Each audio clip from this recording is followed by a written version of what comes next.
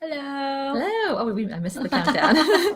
We're back. It's voting Tuesday, actually. It is Tuesday, yes. So we're not here to help you with the political problems that No. people have between each other, because that can get kind of fiery. But we do have some tips on how to fix your relationship problems. These are the quicker tips we give. Beyond just boundary setting, which is huge, but Right, we talked about boundary setting quite a bit. But as an introduction, I'm Dr. Dabney, relationship psychiatrist, Joelle Brandt, relationship coach, and we're here to try to help you be a little less, weird about coming in to see us or anybody that would help you with your emotional relationship problems. Sort of like us opening our front door and saying, come on in, this is what we talk about, this is what we do, this is our imperfections, and hopefully make you a little bit more comfortable. So we have talked about boundary setting, and the basic boundary setting method is, I feel X when you do Y, so I need you to please stop. Okay, so that's a nutshell, right? But there's some other quick down and dirty statements you can make to stop some troublesome patterns in your relationship. So we thought we'd go over those today. And the one we talk about a lot is walking away. But there's a little part to that you have to add. That's right. Because walking away is a little passive aggressive. If you're in the middle of something or your partner's in the middle of something and you walk away, you're going to stir them up they're not going to know where you went. You just left. Yeah. Are you coming back? That's sort of hurtful to them. So we talk about using a bridge statement, right? You can say, walking away, I'm going to leave. This is getting a little too much, but let's revisit it after dinner. Exactly. So that little statement keeps it from being torture for the other person. Okay. Now, there are times when walking away without a statement is appropriate. So the first example, walking away with a bridge statement, is if someone's being inappropriately aggressive, name calling, yelling gets to be too high. Whenever you get to that, that anxiety, discomfort, like, it's not working for me, check in later. Okay. But if they're being passive aggressive, and I'm talking about Mumbling. Mumbling under their breath, saying something in passing, that's the time to simply walk away. Because what that's doing, the other person is being inappropriate, and they're drawing you into an argument you can't win, right? You didn't hear them. They didn't say it. Yeah. So you get into those dead ends. The fights back and forth. Yeah, just, yes, I did. Nowhere. No, you didn't. No, it's ridiculous. So don't take the bait. And that you just simply ignore. Walk into the next room, not angrily, just simply remove yourself. Got a phone call to make. Going to check on the kids. Just out you go.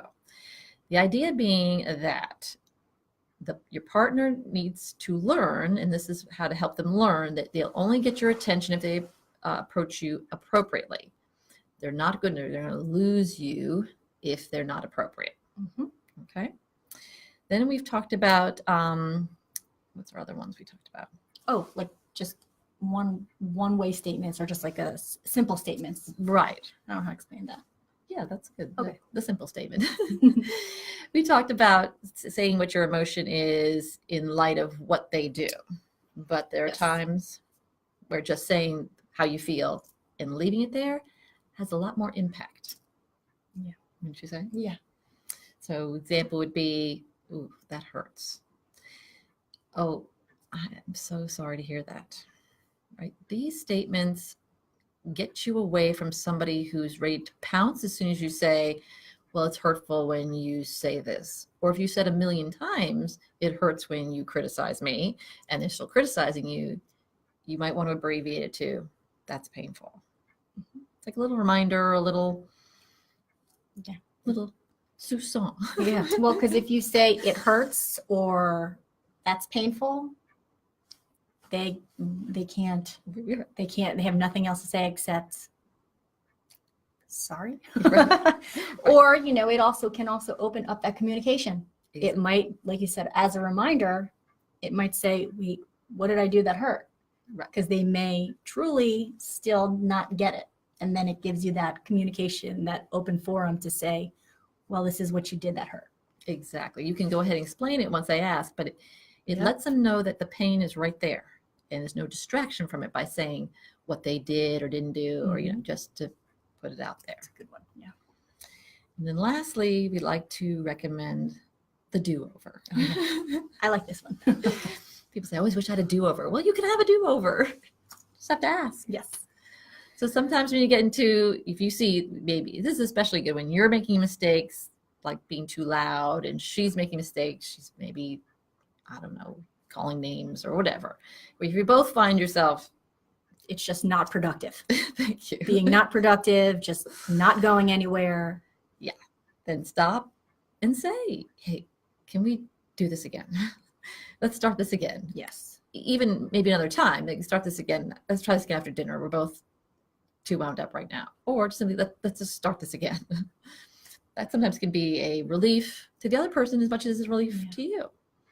Yeah, because everyone's getting amped up and you can just start over, calm down. Or even, like you said, after dinner, take a break, take a moment.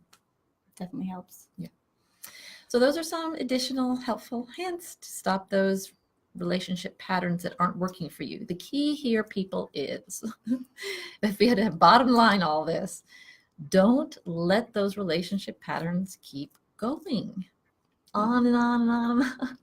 It doesn't get better. It's not a time cures all wounds type of situation. I mean, and it's definitely something, and this can be used in any relationship, Right. Any type of relationship that you have. All of these things are true. Yeah, exactly. When we talk about intimate relationships, our jobs here are typically to help executive men with their relationship problems. But of course, you have grown children, you have parents, you have friends, all helpful. Yeah. So if you know anybody that this can help, or you think, they may need to hear, please love, share, and just Pass it on. pass it on. And we'll be back next week with more helpful hints. All right. See you then. Go out and vote.